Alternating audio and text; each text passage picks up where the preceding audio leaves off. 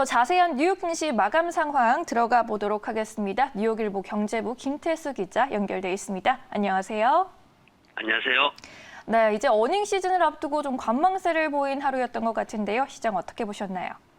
네, 기술주들하고 중소형주들 대부분이 좀 약세를 보이는 모습으로 실적 시즌 이제 오픈되는데 조금 쉬어가는 그런 분위기였습니다.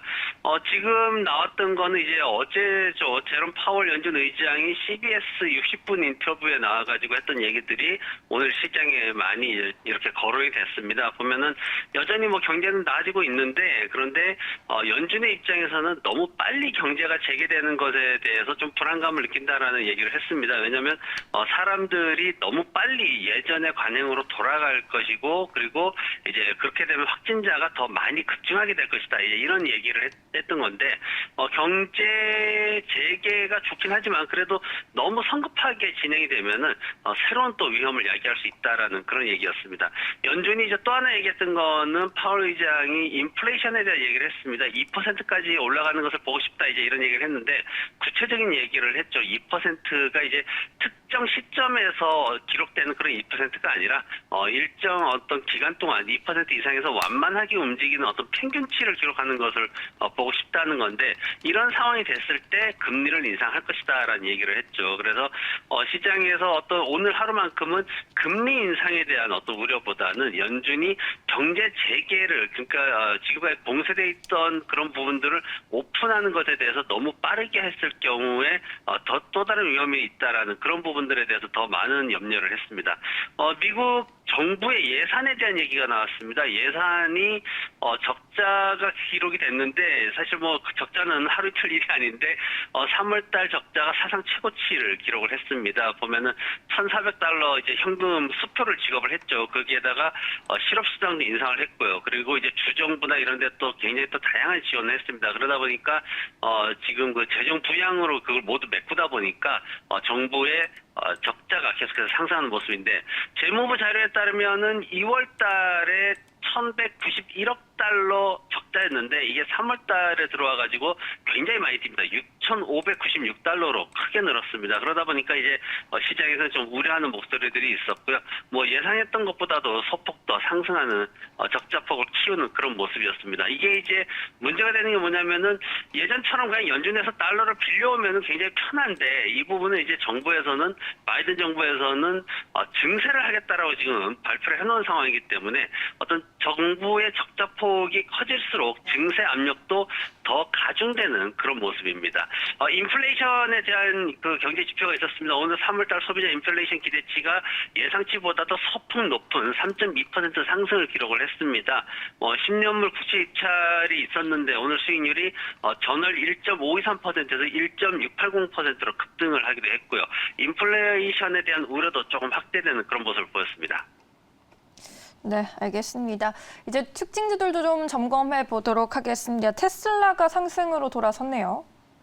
네, 맞습니다. 테슬라가 오늘 좀 상승했습니다. 그러면서 이제 뭐 전반적으로 자동차 산업들이 상승하는 모습을 보였는데 특히 이제 오늘 우버가 음식 배달 예약 건수가 9%나 증가했다라는 발표를 하면서 레저, 배송, 포장 이런 산업들이 1%대 상승을 보였습니다. 항공 산업이 다만 마이너스 1.8%나 하락하는 모습을 보였고 정보기술과 통신 장비 쪽 산업들이 마이너스 1%대의 하락을 보였습니다. 크루즈 산업이 오늘 급락을 했습니다. 카니발이 마이너스 5% 이상 하락을 했고요. 그리고 로얄 캐리비안과 노르웨이안 크루즈도 마이너스 3, 4%의 급락을 보였습니다.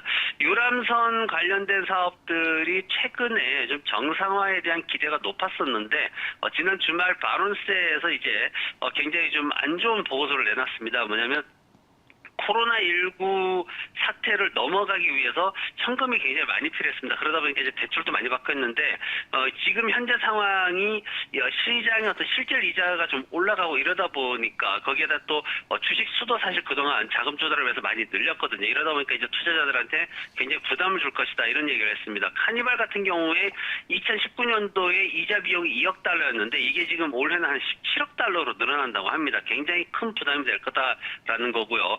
트러스트 증권사 같은 경우에는 카니발에 대해서 매도 의견까지 내놓는 상황이 됐습니다.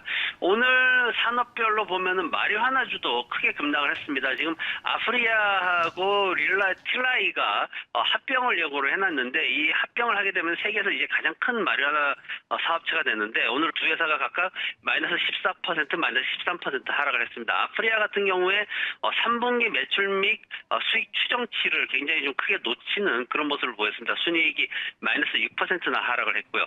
온타리오주가 이제 폐쇄되면서 가장 큰 영향을 미쳤다라는 그런 얘기가 나왔습니다. 지금 죄송합니다. 바이든 대통령의 어떤 가장 큰 수혜 테마로 꼽혔던 마리화나 주식들이 좀 부진한 모습을 계속 보이고 있고요. 오늘 이제 알리바바가 크게 상승을 했습니다. 알리바바 그동안 28억 달러나 되는 어떤 그 독점 관련 벌금이 이제 부과가 됐는데 이 부분을 좀 극복하면서 오늘 새롭게 또 상승하는 모습을 보였습니다. 네, 산업별, 종목별 분석도 들어봤습니다. 간밤에 바이든 산업주 그리고 반도체주들 위주로 하락세를 좀 보였는데요. 이제 이번 주 화요일입니다. 글로벌 이슈, 주목해볼 만한 이슈 또 무엇이 있을까요?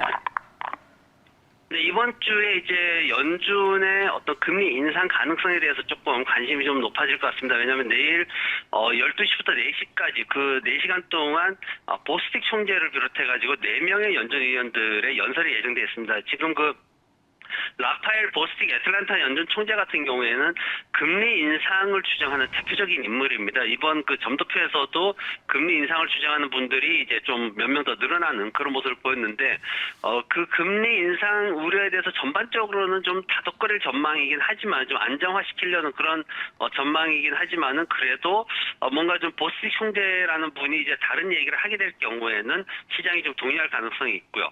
인플레이션 관련해 가지고 이제 수치가 나오는데 3월달 연간 인플레이션이 2.5%대로 상승할 전망입니다. 이게 이제 어떤 수준이냐면은 그동안은 2017년도, 18년도, 19년도의 어떤 시장 상승기보다도 굉장히 낮은 수준으로 1%대에서 유지가 되고 있었는데 3월달 연간 인플레이션율은 이제 그 시기만큼 이제 급등할 것으로 그렇게 전망이 되고 있습니다. 그래서 이 부분에 대해서 또 주목을 하고 있고요.